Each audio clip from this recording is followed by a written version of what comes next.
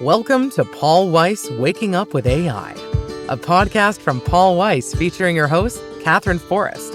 The only update you need on AI policy, law, and governance starts now.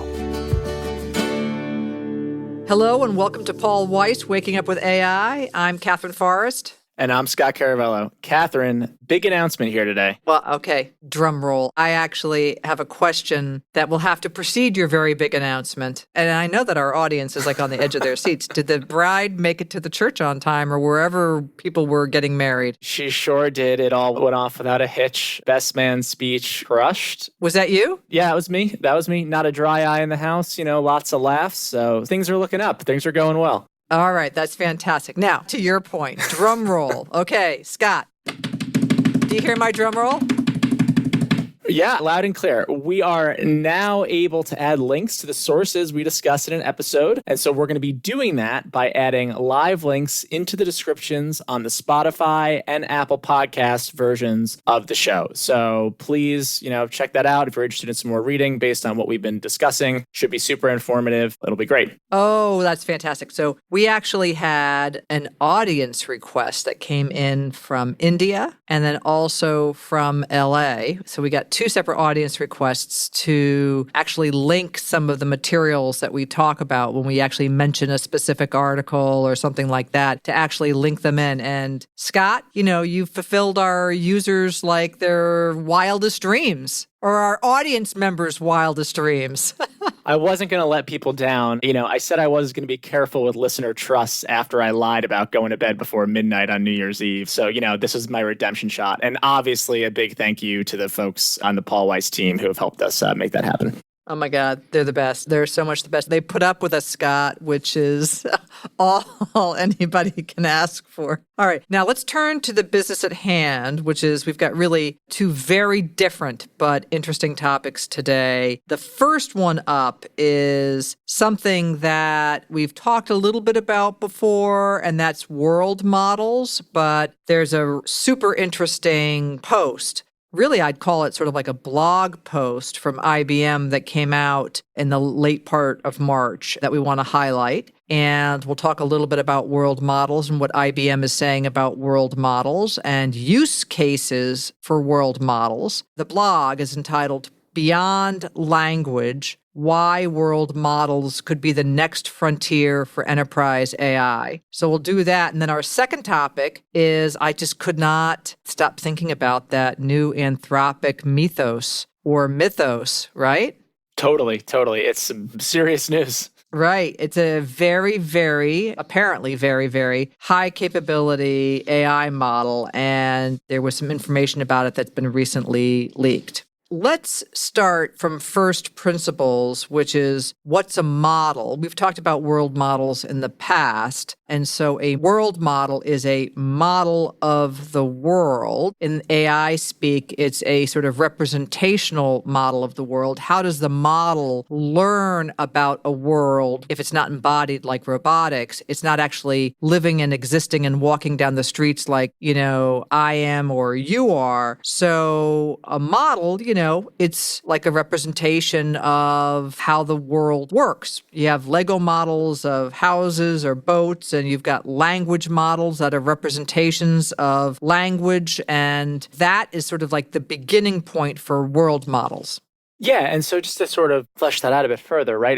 Take a chair. A chair is not the sound we make when we say the word chair. It's the object. And the letters CHAIR placed on a page are also not the object. The word chair is itself something of a linguistic model of something that exists in the real world. It's representational. Right. So when we're talking about large language models, they already include a variety of representations of all of the learning that's inside of them, not in the form of words, but in the form of numerical representations. So a chair in a large language model is actually even a step further removed from CHAIR. It's actually now a numerical representation, and then it gets put in a relational way inside the model. So we've got all of that going on. Exactly. And so then I think that brings us to world models. Right. And so a world model represents, again, the dynamics of what we think of as the real world. And a world model is allegedly a way of trying to approach teaching AI about the physics of the world. When something goes up, it comes down, at least in our world that has gravity. Or as I say, I like to talk about Humpty Dumpty. When Humpty Dumpty falls down and cracks into a lot of pieces, you can't just put Humpty Dumpty back on the shelf and expect that Humpty Dumpty is going to be whole again. There's something has happened when Humpty Dumpty fell, and it doesn't just go, you don't just rewind the clock. There's also sort of not only a spatial dimension, there's a temporal dimension of time, there's continuation. So world models allow us to make predictions about current events that we cannot see or are not currently experiencing, but also future events. And so, you and I, we just take it for granted. Like, Scott, you probably just imagine, don't look behind you, but you probably imagine right now you're just sitting in your room right now, and that those same walls that were there before are still there. I can confirm that is the understanding I am operating under. Right. And that's a world model, Scott. You see, you have got a world model embedded in that head of yours. I've never really thought about it like that, but you're right. There you go. There you go. And it's just like, the way babies learn about things like object permanence, continuity, all of that is a world model. And Humpty Dumpty. A Humpty Dumpty. Who knew that Humpty Dumpty, a little nursery rhyme, would give us a lesson in classical physics? But it does. And it teaches little children that, all the king's horses and all the king's men couldn't put Humpty Dumpty back together again. But, we think of world models in terms of AI in two ways. First, as a feature of an LLM. And that we've talked about in the past, and it's one of the things that is in my Of Another Mind superintelligence book available for pre-order on Amazon right now, where we talk about the whole chapter on world models. But it's a feature right now of LLMs where LLMs apparently have some emergent capabilities to have world models embedded within them. But now we also have specific technology that is designed around the creation of specific world models as a core architecture. And so these models are designed to continuously represent the physical rules of the world, including spatial relationships, temporal relationships, and they have all kinds of data, including text, image, video, simulation data, and other things that allow them to understand, represent, and predict the world. Right. So with that background, let's highlight that post that we had mentioned that led us back to world models today. And so that's from IBM, and it's called Beyond Language, Why World Models Could Be the Next Frontier for Enterprise AI. And we'll link to it in the episode description, like we were mentioning, we now have the capabilities to do. But that post gives us some helpful background on the companies working on actually building these models. And so the blog post states at the outset that for years, IBM, for example, has been building AI systems that simulate physical reality rather than just describing it. They then mention Meta's ex-chief scientist, Yann LeCun, and his new AMI lab. And LeCun's AMI lab has raised over $1 billion now, and its backers include some of the biggest tech and industry names, which I won't mention because every time I do, I have to go through another risk analysis. So I won't, but I'll just say they've got big names behind them. And the AMI lab has as its centerpiece a kind of architecture that's called JEPA, JEPA,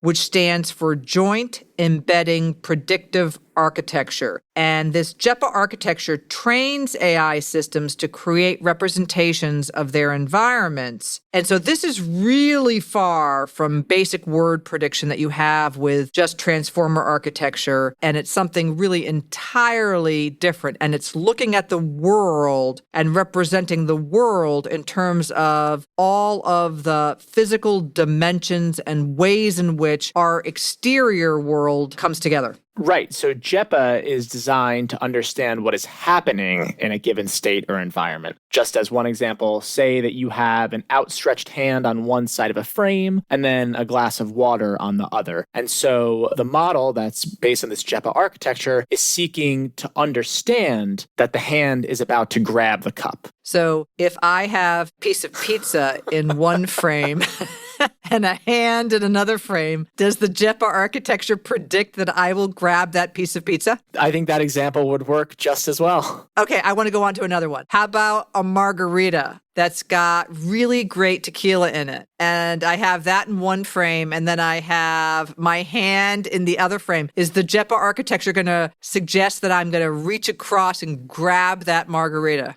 Maybe, but I wonder if it can account for me like swooping in and taking it out of your hand before you get the chance to drink it. So, multiple possibilities. Right. And then it has to have the temporal aspect of, as my father used to say, the yard arm, right? It's got to be past 5 o'clock. You can't be having a margarita before 5 o'clock, right? Right? Exactly. So according to LeCun, the world is unpredictable. And if you try to build a generative AI model that predicts every detail of the future, it's going to fail. That's one of the reasons why he, and I've heard him speak about this, he has said that he doesn't think that transformer architecture is going to get us all the way there. I have in the past said, not that I have any standing to disagree with Jan LeCun, but I have said I think transformer architecture will get us, for instance, to superintelligence, because I think there can be good enough, and then there can be even better than good enough. And I think transformer architecture is showing that it's good enough. But according to LeCun, if you build a model of the world, then the model can predict the unknown, just as humans can imagine what might be over a horizon or when a coffee cup falls off the table. But what's really interesting about this blog is that they're now giving real use cases to these world models and discussing these use cases in ways that are actually helpful for industry. So let me give you a couple of, for instances, the blog mentions the aerospace industry or biomedical firms.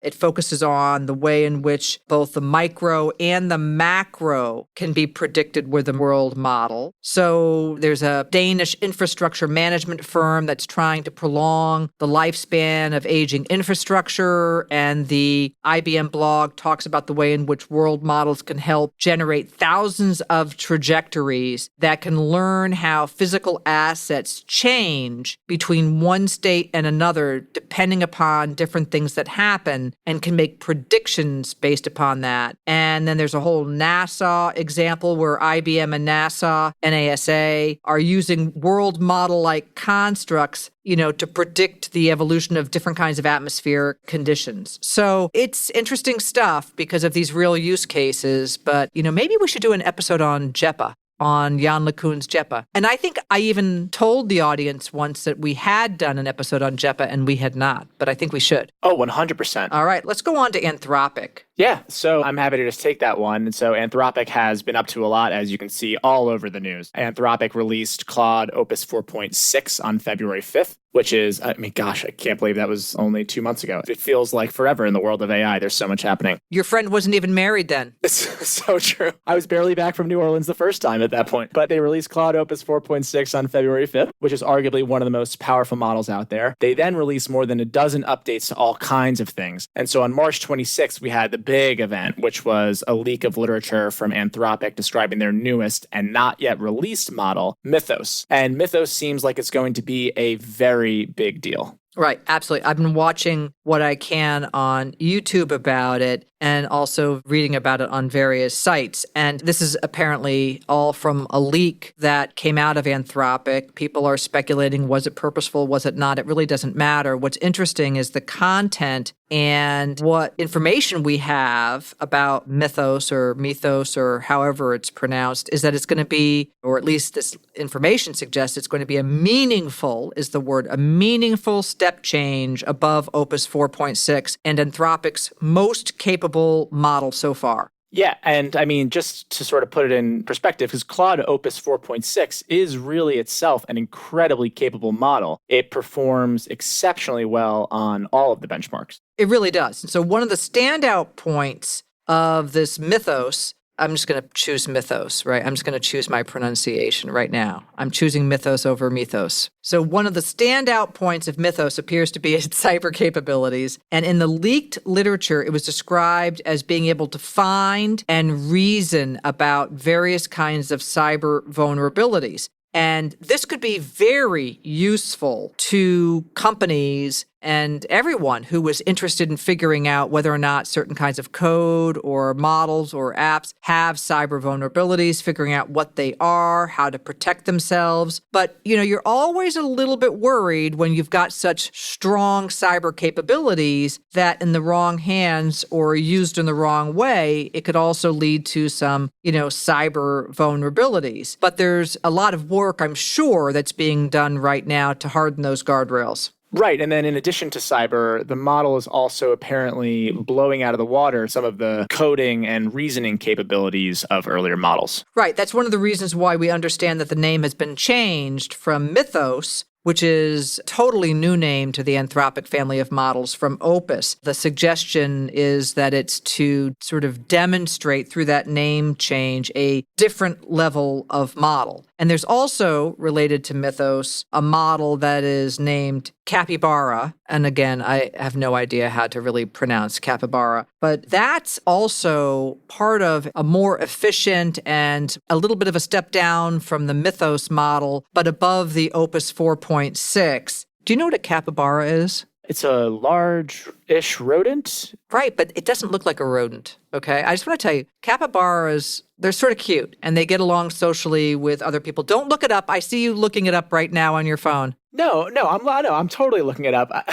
I'm sorry, but I might be in the does look like a rodent camp. Oh, okay. I think it looks sort of cute. Anyway, so it does have webbed feet. I'm not sure how many rodents have webbed feet. But anyway, the capybara model is, part of the Mythos family. But Mythos, one of the issues with it right now is that it is incredibly expensive, apparently, because of the amount of compute that is powering it. And by the way, it's actually got over 10 trillion parameters. 10 trillion parameters in the Mythos model, which is pretty extraordinary. Well, we will certainly cover Mythos as soon as it's released or as we learn a lot more about it. But until then, we're going to keep an eye on world models. We'll be back with an episode on the JEPA architecture and where the next step change in model capabilities takes us. Okay, and with that, I'm Katherine Forrest. And I'm Scott Caravello. Make sure to like and subscribe. Thanks for listening to Paul Weiss Waking Up with AI. Be sure to subscribe in your favorite podcast app to stay up to date on the latest in AI policy, law, and governance. For more information on Paul Weiss, go to our website at www.paulweiss.com.